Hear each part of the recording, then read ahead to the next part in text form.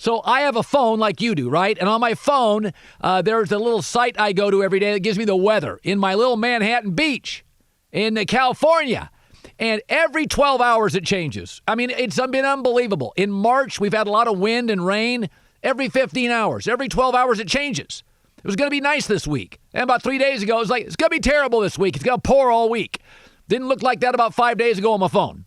So that's using radar, your local weather person all over America. In most cities in the winter and spring, when we have real weather, unpredictable weather, once they go to a 7-day forecast, totally inaccurate. They can get about 3 to 4 days right. The longer it goes, they're inaccurate. That's with radar.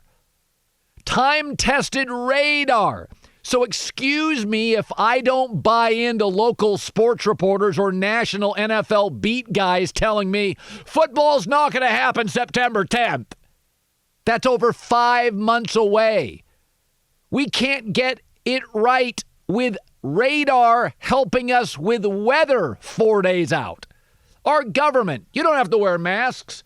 A couple of days ago, it's urgent. Everybody wear masks. The University of Washington has a COVID-19 model. Oh, they readjusted it today. There's a 45% drop in beds needed in America. Almost half. Everything's changing. This is incredibly fluid. Nobody has any answers. The models are outdated an hour after they're out.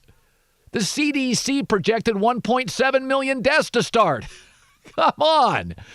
Social distancing is a real deal. Keep doing it. Do it soon. Do it often. But we don't live in a police state. If you want to go for a walk, put a cloth around your mouth in the neighborhood and makes you happy, do it. So everybody's talking about the NFL, and if the NFL is going to happen and the NFL's not, none of us know. Here's what we do know. In Europe, Italy, they have flattened the curve. New York City at their peak appears to be close to flattening the curve. They may have already done it. Oregon's already beaten the curve. Europe hot spots. New York City, these are hot spots. These aren't like rural Utah or rural Indiana. They've flattened the curve. We also know that by late May, it gets hot as hell in this country, in Texas, in the South. By June, July, we know that warm weather can stem the spread of viruses. But I'm not making any predictions. If you want to make a prediction on the NFL, let's get through April and May. Let's just get through it. All right? Nobody knows. I mean, radar, weather people don't know 5 days out. Our government flip-flops weekly on masks. Don't wear masks. These models, University of Washington models, all over the map. I don't believe any of these models. None of them. I just know that social distancing works. That's what I know. So I wear masks in the store, I wear them. When I go for walks, I wear them. And maybe I look like a total nerd, but I don't care. That's the new normal. Here's the other thing. Don't let Twitter guilt you into believing that you can't be simultaneously empathetic for those who are dying and also have a conversation pivoting to the economy. We got to start it back up. Golf this morning. PGA went out and said, yeah, we got to go do some tournaments. No fans, we're doing them. Thank you, golf. To grown-ups, we're pivoting now to real conversations. Twitter wants to make you feel guilty that you don't wake up every morning and think the world's ending and you don't care about every single thing and I care about New York City, but America is not New York City. New York City is a city in America. That doesn't mean like Plano, Texas is going to be New York City, or South Dakota is going to be New York City, or Oregon's going to be New York City. They don't have the population density or the dynamic subway travel or the shoulder-to-shoulder living, elevators up, elevators down.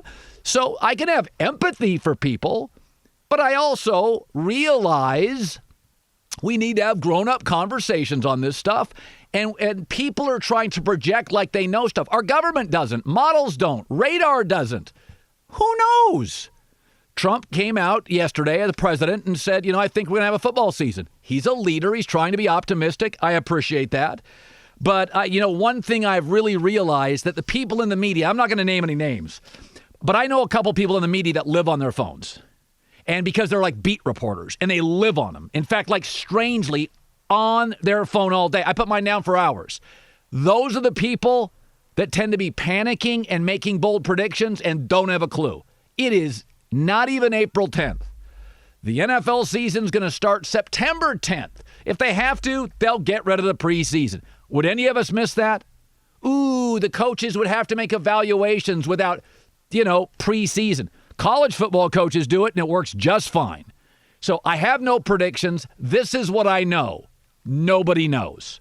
It's fluid. Summer's coming. Flattening the curve is happening even in Italy, which had it worse than any American city, including New York if you count death rate. Deep breath. Put the phone down. It's okay to pivot to the economy eventually here pretty quick. Thanks, golf, for doing it. Let me segue to this. Adam Silver is a commissioner for the NBA.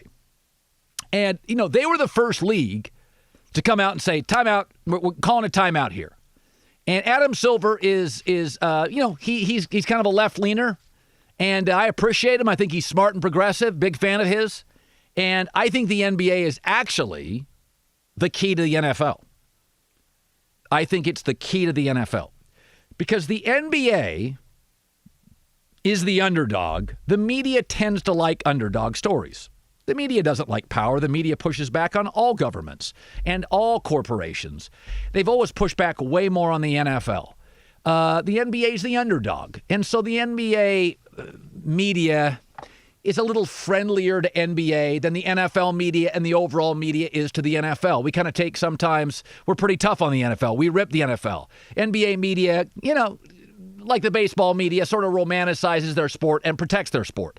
So Adam Silver goes in first and says, we're shutting it down. That curried a lot of favor with progressives, a lot of favor with Twitter. Twitter loves to feel smart. Media loves to feel smart. Adam Silver is very smart. So he is going to get much more leeway than Roger Goodell would get. The guy running the most popular, the most powerful, the wealthiest, the richest, that doesn't really need the media. The NFL is a TV business. They don't need newspapers. They don't need radio. They don't need Twitter. They don't care. They got 5 networks bidding on them. NBA's got 2, and one, I think, I won't mention it, may not be able to afford it going forward because they had March Madness and the NBA season potentially canceled. So he's going to move back in. He told Trump yesterday, Adam Silver did, I'd like to lead us back in. I stopped it. I'd like to lead us back in. This is great for the NFL because, A, you would be a total hypocrite if you allowed the NBA to come back in the media and didn't bang on them much and then crush the NFL for 4 months later or 3 months later or 2 months later, probably 4 months later, coming back. Secondly, if the NBA starts first and has a few missteps, NFL can watch the missteps and go, we won't do that. We will do that. Remember, even when you talk about these people that know the viruses, the president of the WHO, the World Health Organization, they always tell you with viruses, it's imperfect. Don't seek perfection. You can't, if you're the NBA or a pro sports league, seek perfection. There's going to be missteps. Somebody will get the virus. You can't be paralyzed by that. We have 38,000 car deaths a year in America. Should we stop driving? You manage it. You just manage automobile accidents. We have teenagers. One of the reasons Americans live to be 79 and a half and not 80 and a half, like other nations, our teenagers drive. We don't have this national, subway system like other countries, that's much more, New York does. But we teenagers all over the road, driving, car deaths, and we allow it. Do we lack empathy because we let our teenagers drive? No, we manage it. You don't seek perfection. Our roads aren't perfect. They're old. Our bridges are old. We let teenagers drive, probably too early. But it allows them to go places, and parents can then work if the kid can drive, and you manage it. So if the NBA goes back in, they'll be given a little bit more leeway. It will not be seamless. It will not be perfect. There will be hiccups. Somebody will catch COVID-19. The good news is it'll be a 24-year-old professional athlete that will have asymptomatic or mild issues. We know that right now.